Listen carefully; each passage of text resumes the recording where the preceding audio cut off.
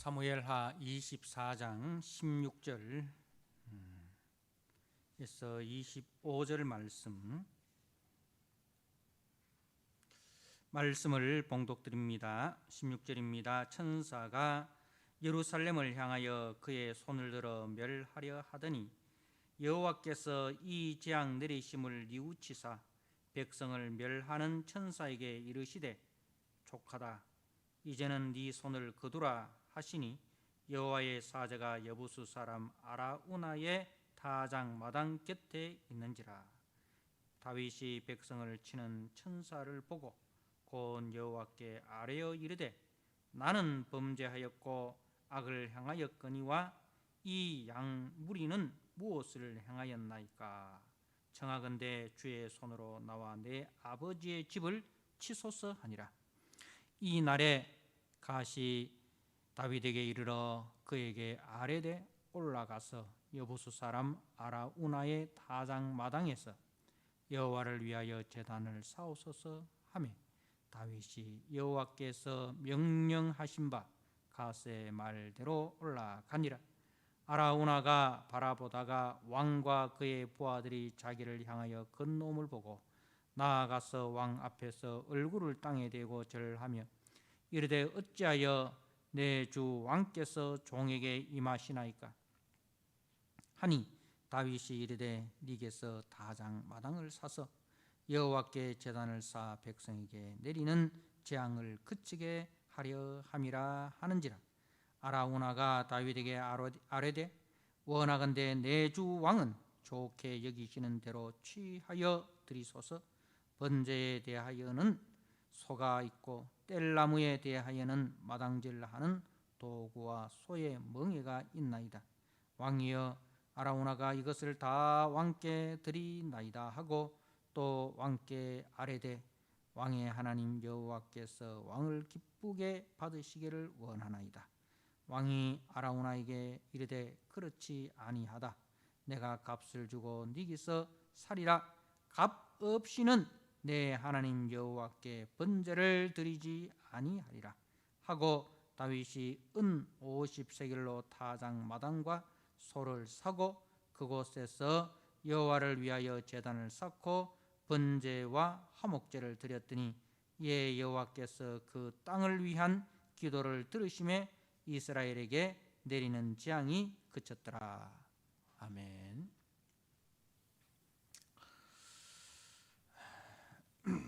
오늘 사무엘하 24장 16절에서 25절 사무엘하 마지막 부분입니다.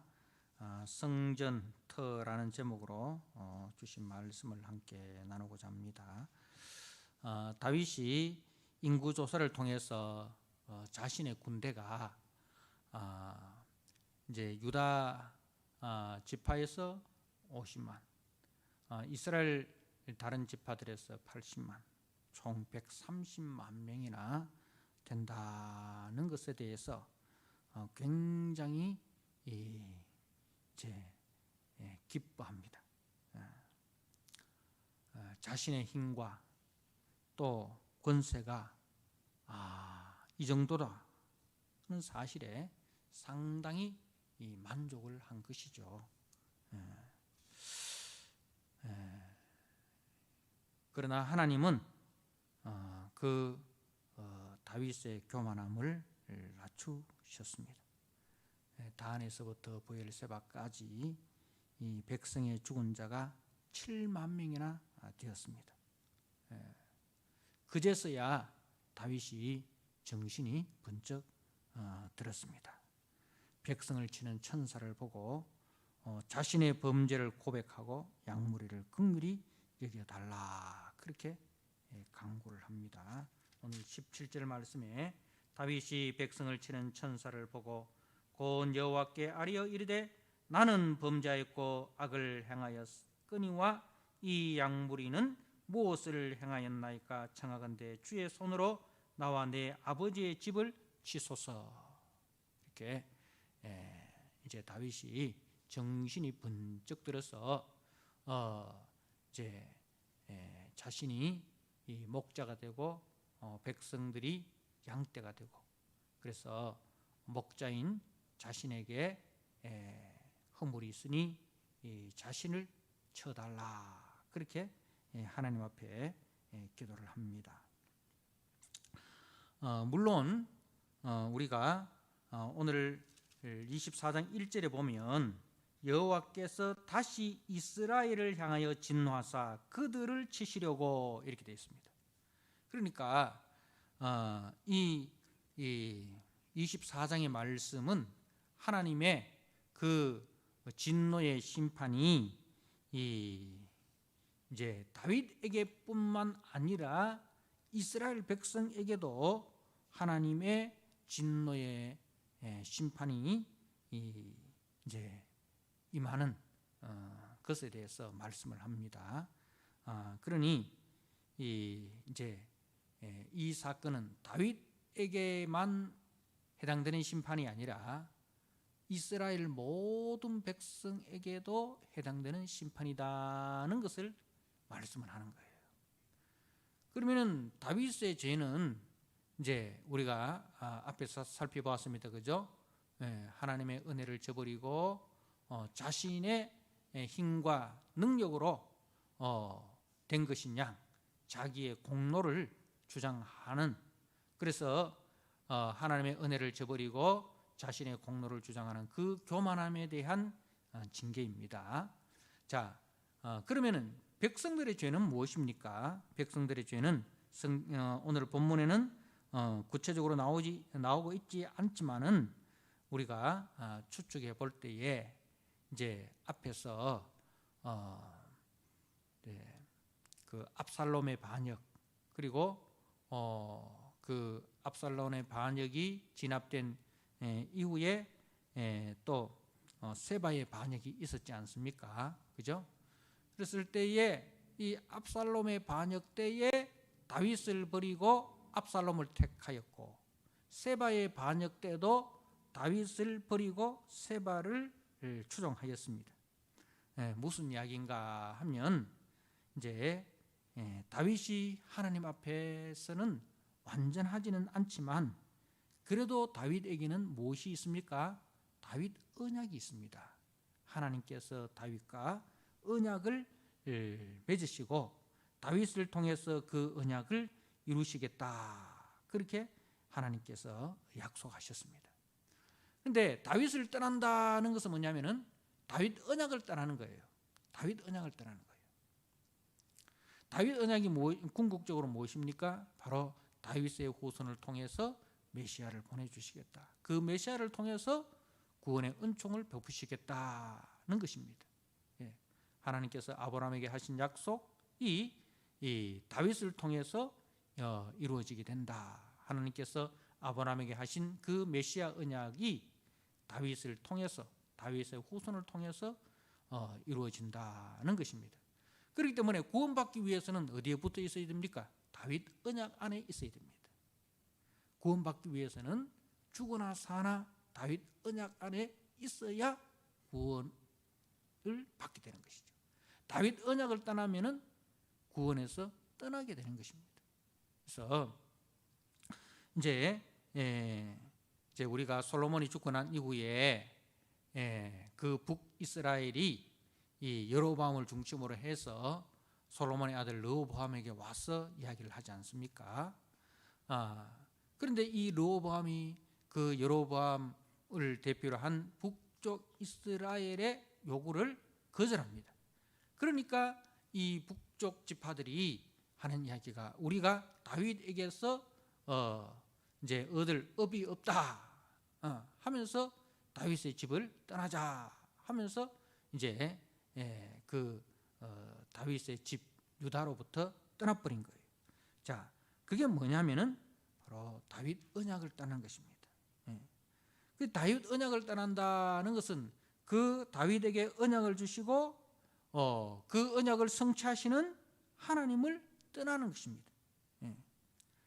그래서 그 다윗 언약을 떠난 죄, 다윗 언약을 떠난 죄, 메시아 언약을 떠난 그 죄값은 누군가 반드시 지불을 해야 합니다.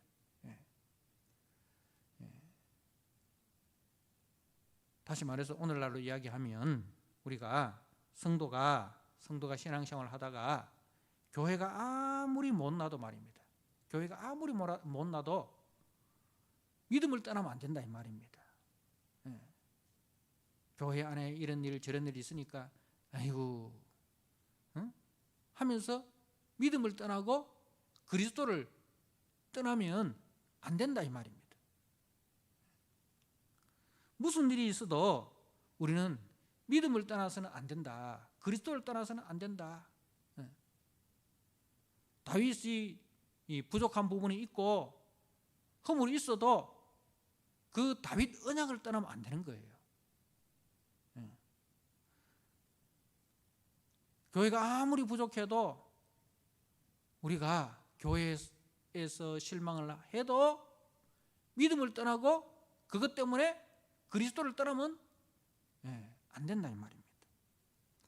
그래서 이제 다윗이 하나님 앞에 회개하고 나올 때에 하나님께서 다윗을 향하여 제단을 쌓아라 그렇게 명령을 내리십니다.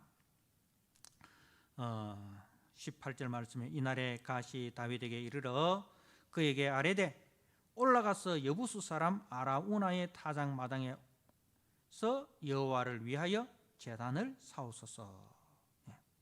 자, 이제 하나님은 이제 진노를 멈추게 할 그 방법을 가르쳐 주시는 거죠. 그리고 그 장소까지 친히 지시하고 계심을 우리가 유념을 해야 됩니다. 자, 아라우나의 타작 마당에서 여호와를 위하여 제단을 쌓아라.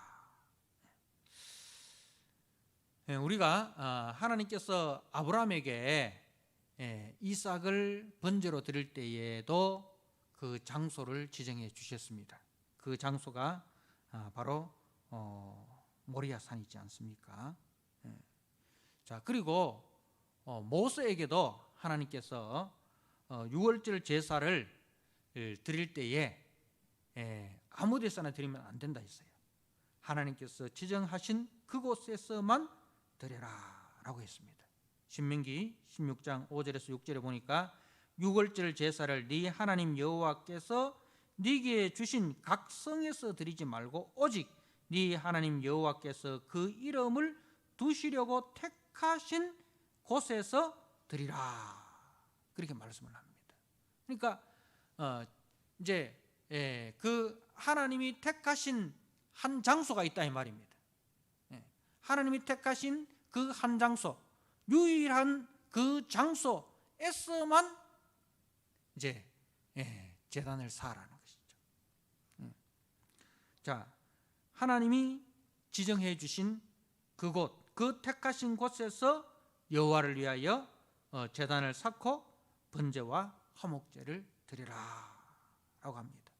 여러분, 유월절 어린 양을 드릴 때에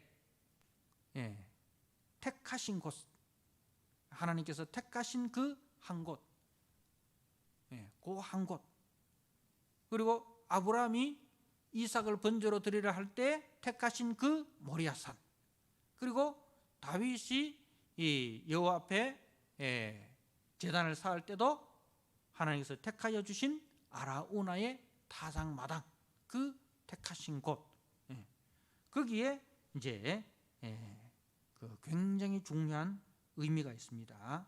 자, 그 부분에 대해서는 조금 뒤에 이야기를 하고요. 자, 이제 그 택하신 곳에서 제단을 쌓는데 이제 다윗이 그곳으로 갑니다.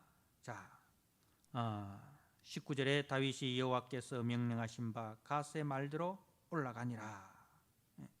아라우나가 바라보다가 왕과 그의 부하들이 자기를 향하여 근놈을 보고 나아가서 왕 앞에서 얼굴을 땅에 대고 절하며 이르되 어찌하여 내 주 왕께서 종에게 임하시나이까 하니 다윗이 이르되 네게서 타작 마당을 사서 여호와께 제단을 쌓아 백성에게 내리는 재앙을 그치게 하려 함이라 하는지라.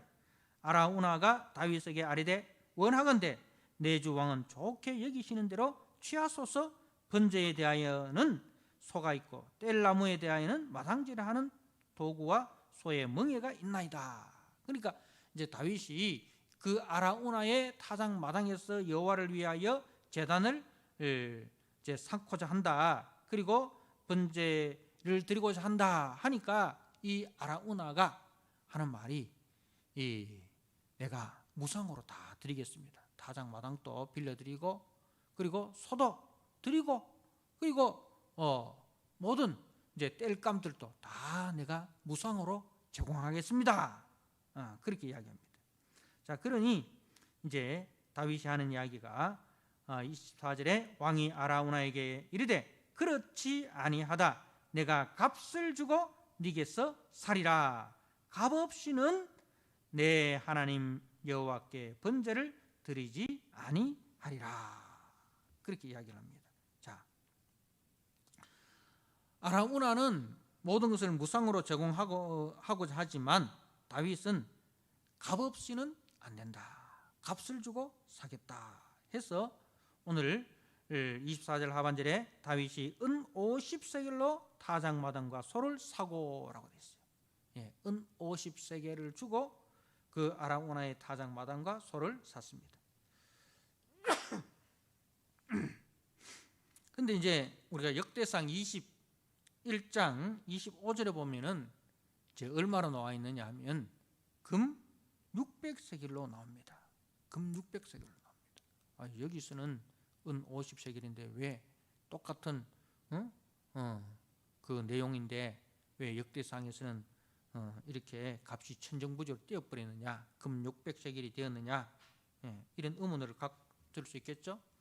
이것은 이제 이 사무엘하에서는 이 타작 마당과 소만 계산한 것이고, 그리고 역대상 21장에서는 이제 그 부지 전체에 대한 지불 금액이다. 솔로몬 성전이 그 아라우나의 타작 마당에 서게 된 것이죠. 그러니까 솔로몬 성전이 세워지는 그 부지 전체의 그 값이 금 600세겔이다. 그렇게 볼 수가 있습니다. 자, 중요한 것은 이제 값을 지불하고 제단을 이제 그 사고 그리고 번제와 화목제를 드렸다는 말씀은 바로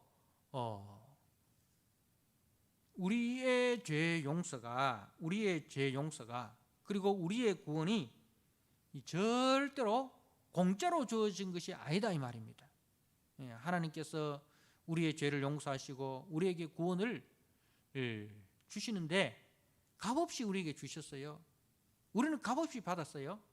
그런데 하나님은 절대로 값없이 산 것이 아니고 하나님은 값을 지불하셨습니다. 그 값이 뭡니까? 바로 하나님의 아들 예수 그리스도의 생명값입니다. 하나님의 아들 예수 그리스도의 생명을 값으로 지불하시고 우리에게는 은혜로 선물로 주신 것입니다. 그것을 우리가 알아야 됩니다. 그래서 우리가 받은 죄 용서, 우리가 받은 그 구원은 값비싼 은혜다. 값비싼 은혜다. 이 것을 이제 알아야 됩니다. 바로 이 타작 마당에 솔로몬 성전이 세워지고 이 타작 마당의 자리가 바로 이제 그 아브라함이 아들 이삭을 번제로 드린 모리아산의 자리가 되는 것입니다. 자, 우리가 역대상 3장 말씀을 한번 보시기 바랍니다. 역대상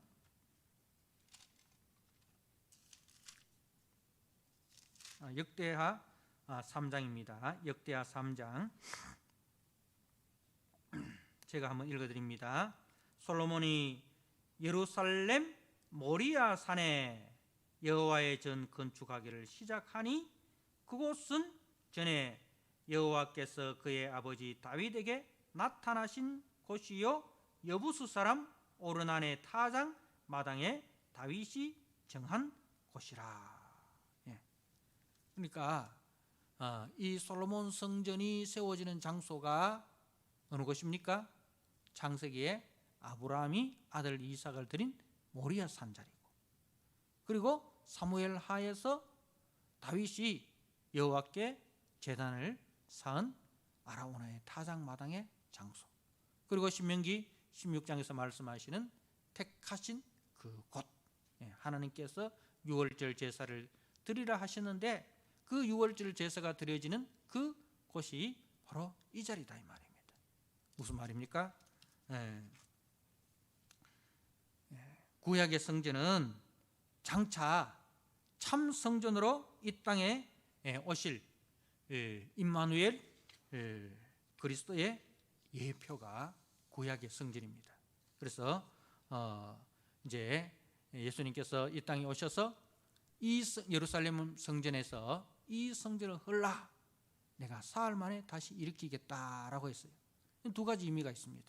바로 예루살렘 성전이 무너진다는 의미고, 그리고 이제 참 성전은 예수님이 참 성전이시다. 예수님께서 우리를 위하여 자기 몸을 무너뜨리시고 그리고 3일 만에 부활하실 것을 말씀하시는 것입니다.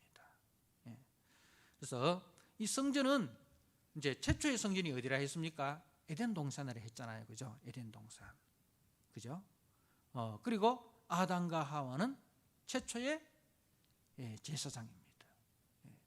그래서 성전은 하나님과 하나님의 백성이 만나는 자리가 성전이에요. 하나님과 하나님의 백성이 만나고 교제하고 함께 거하고, 그게 이제 성전이에요. 그래서 그 성전이 이제 언제 완성이 됩니까? 바로 창세기 21장 22장에 새하늘과 새 땅, 그죠? 그 새하늘과 새 땅이 거기서 하나님과 하나님의 백성이 함께 만나고 거하게 되는 것이죠. 자, 그러니까 성전이 세워지기 위해서는 어떻게 해야 됩니까? 하나님과 하나님의 백성 사이를 가로막고 있는 죄의 담이 무너져야 돼요. 죄의 담이 무너져야 됩니다. 그래서 이제 우리가 하나님과 우리 사이를 가로막고 있는 죄의 담이 무너지고 길이요 진리요 생명이신 예수 그리스도를 힘입어 하나님의 은혜의 보좌 앞으로 나아가게 되는 것이죠. 그래서 예수님이 참 성전인 것이에요. 예수를 통해서만 우리가 하나님을 만날 수 있기 때문에 예수님이 참 성전이다라는 겁니다. 그런데 구약의 이스라엘 백성들이 성전에서 어떻게 합니까? 성전에서 하나님이 기뻐하시는 삶을 살지 못합니다. 율법에 신실한 삶을 살지 못합니다. 그 성전이 오히려 뭐가 됩니까? 내 집은 만민이 기도하는 집이라 하였거늘 너희가 강도의 소굴로 만들었구나, 그죠? 그랬을 때에 하나님께서 말라기서에서 뭐라고 이야기합니까? 누가 이 성전 문을 닫았으면 좋겠다.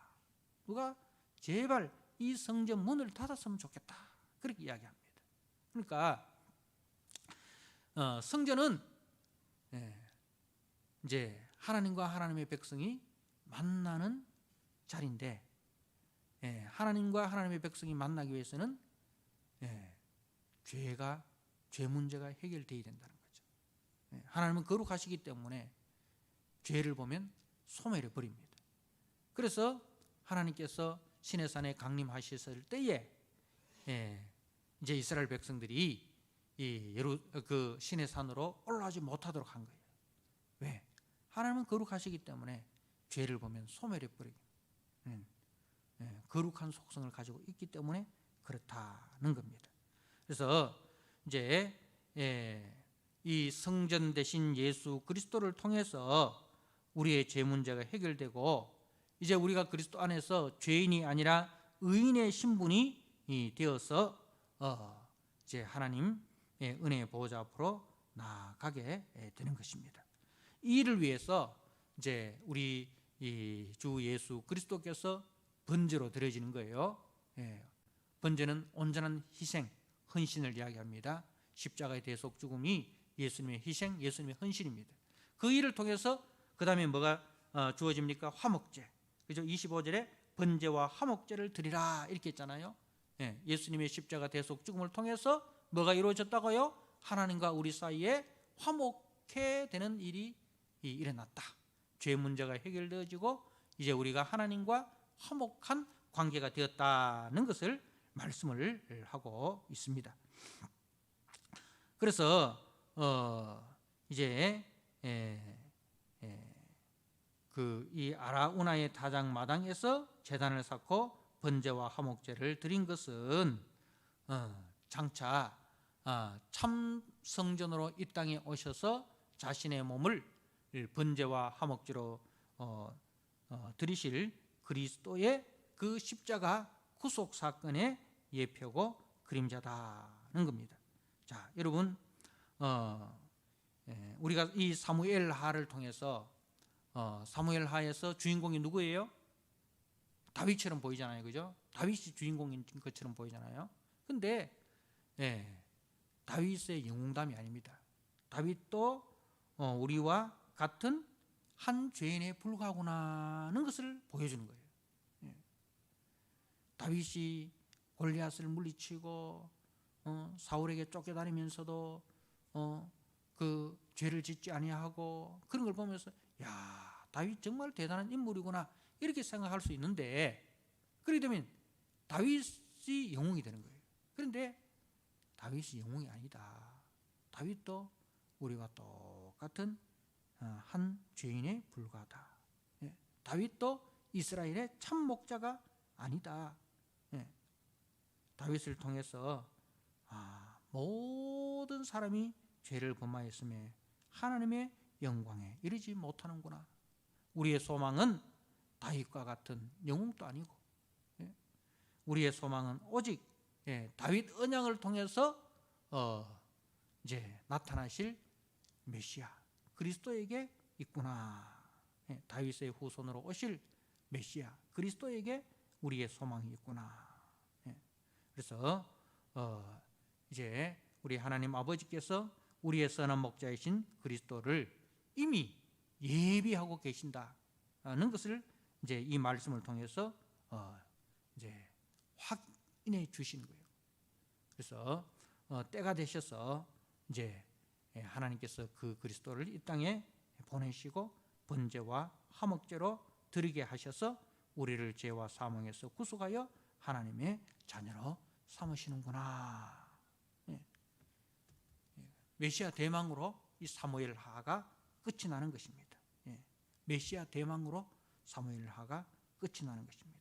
그래서 다윗의 인생 끝에는 결국 누구에 대한 소망만 남습니까? 그리스도에 대한 소망만 남습니다. 나도 아니다. 믿고 의지해야 할 분은 내가 아니다. 우리가 믿고 의지해야 될 분은 예수 그리스도밖에 없구나. 그것을 이제 이 사무엘하 24장이 이제 증거를 하는 것입니다. 그래서 우리 이 성도님들의 인생도 이 그리스도를 붙잡고 이 그리스도와 동행하고 그리스도를 드러내고 그리스도만 남기는 인생이 되어야 합니다. 다윗이 자기를 남기려 하다가 어떻게 되었습니까? 자기의 이름과 자기의 공로를 남기려고 하다가 하나님과도 원수가 되고 그리고 이웃과도 원수가 되었습니다. 그래서 우리는 정말 우리를 남기려 하는 인생이 아니라, 우리의 이름을 남기려 하는 인생이 아니라, 나를 통해서 나는 죽고 오직 주님만 남기려는, 나를 통해서 주님만 나타나는 그런 인생이 되기를 소망해야 됩니다. 주님, 나는 날마다 죽게 하여 주옵소서. 내 자존심이 죽고 내 욕망이 죽고 내 생각이 죽고 내 주장이 죽고 내 고집이 죽고 나는 죽고 내 안에 그리스도만 나타나게 하여 주옵소서. 그리스도만 남는 인생이 되게 해 주옵소서. 그것이 우리의 기도의 제목이 되어야 됩니다. 아멘. 하나님 아버지, 오늘 사무엘하를 마치면서 결국 다윗의 인생에서 남는 것은 그리스도에 대한 소망이었습니다. 다윗이 자신의 이름을 남기려고 하고 자신의 공로를 남기려고 하였을 때에 하나님과 원수가 되고 또 그로 말미암아 많은 사람들에게 해를 끼치는 자가 되었습니다. 하나님 아버지, 우리 모든 인생이 나를 남기는 삶이 아니라 나는 죽고 그리스도만 남는 아버지 삶으로 나아가게 하여 주시옵소서. 그리스도 외에는 소망이 없는 줄 알고 아버지, 날마다 내 생각과 내 주장과 내 욕망과 내 판단과 내 고집과 내 아집, 내 죄성을 십자가에 못 박고 나는 죽고 그리스도만 나타나고 나는 죽고 그리스도만 살고 나는 낮아지고 그리스도만 높아지고 나는 없어지고 그리스도의 향기, 그리스도의 편지, 그리스도의 얼굴만 드러내는 우리 성도들 되게 하여 주옵소서. 그리하여 하나님을 영원하게 하고 그리하여 우리의 이웃을 윤택하게 하고 우리의 이웃에게 그리스도의 편지로 그리스도의 향기로 그리스도의 얼굴로 나타나는 우리 성도들 되게 하여 주옵소서. 예수님께 하신 이름으로 감사하며 기도드리옵나이다. 아멘.